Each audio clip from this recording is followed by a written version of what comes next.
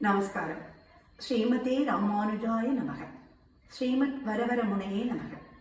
ஸ்ரீசைலேச தயாபாத்திரம் தீபக்தியாதி குணார்ணவம் யதீந்திர பிரவணம் வந்தே ரம்யஜா மாதரமுனி லக்ஷ்மீநாத சமாரம்பாம் நாதயா மனுமத்தியமம் அஸ்மதாச்சாரிய பர்யந்தாம் வந்தே குருபரம்பராம் யோ நித்ய மச்சுத பதாம்புஜ யுக்மருக்ம வியாமோகத ஸ்ததிதராணி திரிநாயமேனே அஸ்மத் குரோர் பகவதோ தயைக சிந்தோகோ ராமானுஜசி சரணோ சரணம் பிரபத்தியே.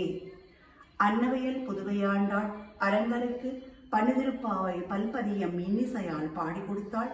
நற்பாமாலை பூமாலை சூடி கொடுத்தாளை சொல்லு, சூடி கொடுத்த சுடற்கொடியே தொல்பாவை பாடியருளவல் வினையாய் நாடினீ வேங்கிறவர்க்கு விதிக்கின்ற இம்மாற்றம் நாம் கடவா வண்ணமே நல்கு. இன்னைக்கு நாம 8வது பாசனம் அனுபவிக்க போறோம்.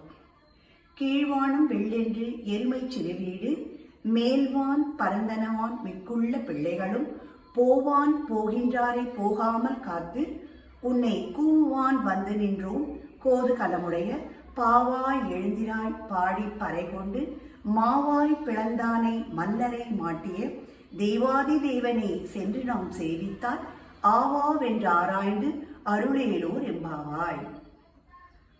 ஆண்டாள் நமக்காக அழகாக வாழ்க்கையின் விஷயத்தை பார்த்து பார்த்து பார்த்து கொடுத்துருக்கா. இந்த பாசுரத்துல ஆண்டாள் தோழிய கோது கலமுடைய பாவாய் என்று அழைக்கிறாள். எப்பவுமே மகிழ்ச்சியாகவும் அழகாகவும் உற்சாகமாகவும் இருப்பாள் அவள். அப்படி இருந்தா கிருஷ்ணருக்கு ரொம்ப பிடிக்கும். கிருஷ்ணருக்கு மாத்திரம் இல்லை, எல்லாருக்குமே அப்படி இருந்தா பிடிக்கும் தானே. இந்த பாசுரத்துல விடிந்து விட்டது என்பதற்கு 2 அடையாளம் சொல்லப்பட்டிருக்கு. கிழக்கு வெளுத்து விட்டது, எருமைகள் புல் நுனியில் இருக்கும் அழகான பனித்துளிகளை மேய்கின்றன.